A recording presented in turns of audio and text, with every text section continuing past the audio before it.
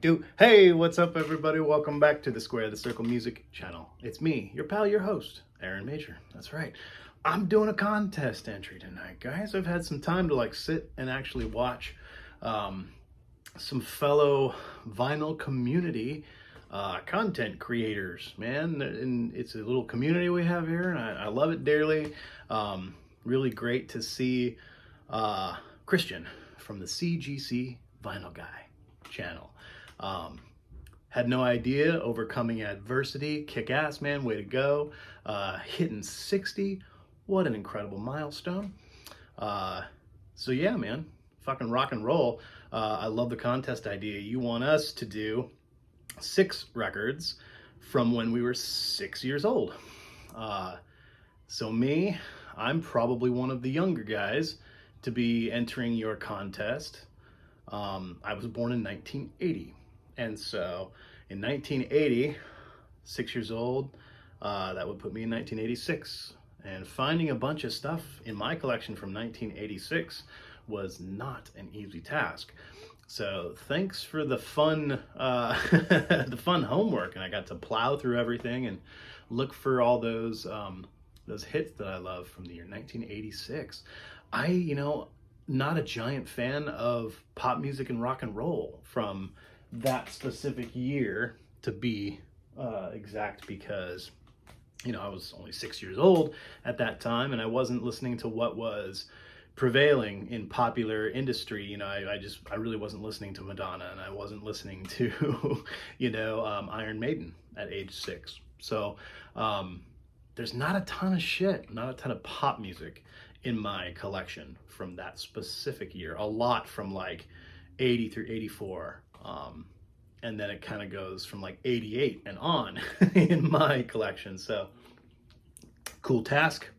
I'll show you my 6 from 1986, and again, congratulations, happy birthday. Please accept my entry and my humble, I guess, spirited happy birthday well wishes to you. Here I go. First on the list, Magnificent album by a magnificent artist from 1986. I believe it was the first release that his first solo release that he ever titled the album, wasn't it? So, by Peter Gabriel. This came out in 1986. Yeah, magnificent album. I actually have had many copies of this. I just featured this on my most recent episode on my channel. The stuff I get at the thrift stores for good prices, and I used to find this obviously for 50 cents and $1, and I had more copies of this than I would ever need or want. And times have changed, haven't they? And now you gotta pay $20 for a excellent to near mint copy of this. But lucky, that's what I got. And I had to pay 20 bucks for it, but I got it on a trade credit actually, so love that album. I collect a lot of, I talk about, ambient music and instrumental music a lot. A huge chunk of my collection is just is soft instrumental, piano-centric type music, because that's what's soothing to me and that's what I love. So yeah, got a couple of selections that are within that ilk. I'm sure a lot of folks think lots of strange things about Yanni as an artist and as a person. I don't know, he's a little bit of I guess you could say an eccentric persona, eccentric character, stage presence, and everything that he's done, and his music is just a little bit corny and frumpy, I guess you could say, but some of it's pretty badass, honestly. And this is kind of his early career, 86. So and I just love the art. I love this fantasy art, something you'd expect to see gracing the cover of a Star Castle album or something. But yeah, whatever, dude. Yanni's a fucking killer piano player, hell of a performer too. Come on, handsome devil. So cool album. Some more of that nerdy flavor. I like to sprinkle, lots of lots of nerd salt and pepper in the sauce.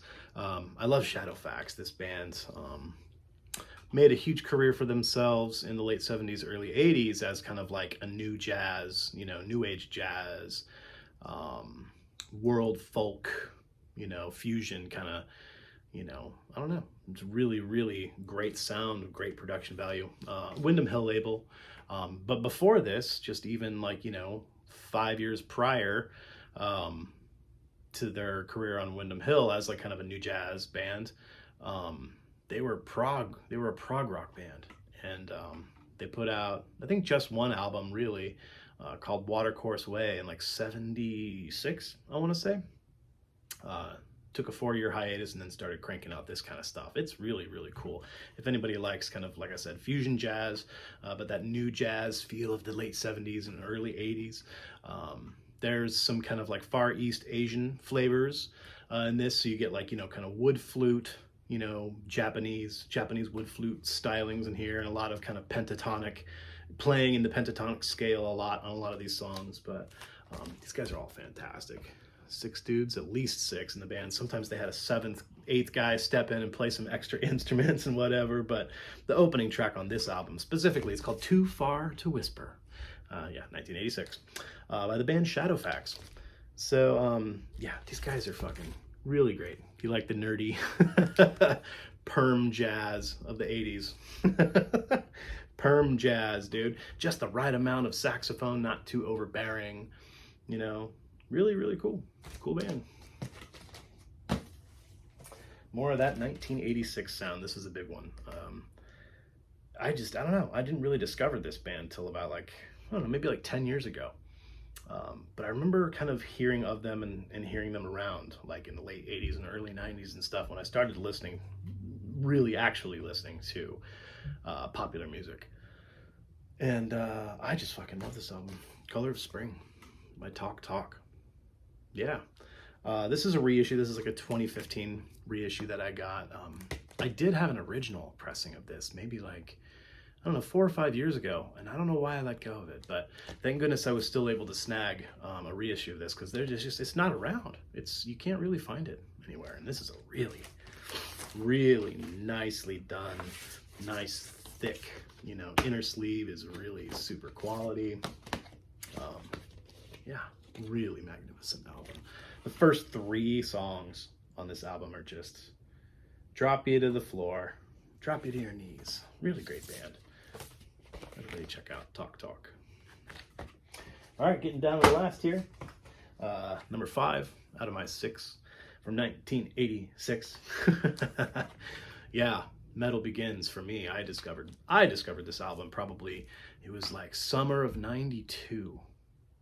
Yeah, summer of 92. I worked at a paintball arena, an indoor paintball facility here in Springfield, Oregon. I was 12 years old and I just befriended these people, and they were really nice and they seemed to like me, and they kind of took me in as part of the family.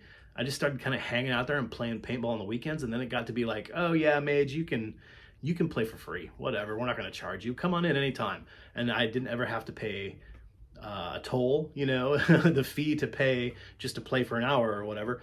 And I would just buy my own paintballs, and I had my own gun, and it just like, I just got to hang out. And then they just like that summer, they hired me they paid me under the table. They paid me like $4 an hour or whatever. You know, I'd walk away from the day making like 35, 40 bucks cash in my pocket. When you're 12 years old, it's like the coolest, because they knew I would just spend all my money at the paintball facility, at their business again. You know what I mean? I would just like buy paint to play. And, you know, they were crafty. They would sell like pizza by the slice, and they'd sell candy bars and, you know, packets of collector's cards and like Magic the Gathering cards. And we'd all just hang out, play paintball all day long, spend all of our time and money there. And when we weren't playing paintball, we were hanging out and experimenting with drugs and playing Magic the Gathering and listening to Master of Puppets on repeat. Yeah, holy shit. Probably one of the greatest hard rock heavy metal A-sides ever devised. Yeah, the title track and Battery, of course, one of the greatest opening tracks to an album ever. But arguably their greatest work. Some could say. I'm still divided. I'm one of those guys that's, you know, Ride the Lightning or Master of Puppets, but I'm also one of those guys that kind of like, once the Black Album happened, I was like, that's it for me. Everything after their Black Album in '91 is absolute garbage, if you ask me. But I like the Black Album. I'm a 90s kid. All right, last one. Thanks for hanging out with me, guys. Thank you, Christian, for everything you contribute to the vinyl community and everything you just do, because you're a super cool guy. So yeah, and I really do. I watch your channel. I dig your taste, and everything you show and everything you talk about is really effing cool. So thank you again. Last pick for me is the album Green by Hiroshi Yoshimura. Hiroshi Yoshimura, Japanese gentleman. We lost him early on. I think he died in the late 80s.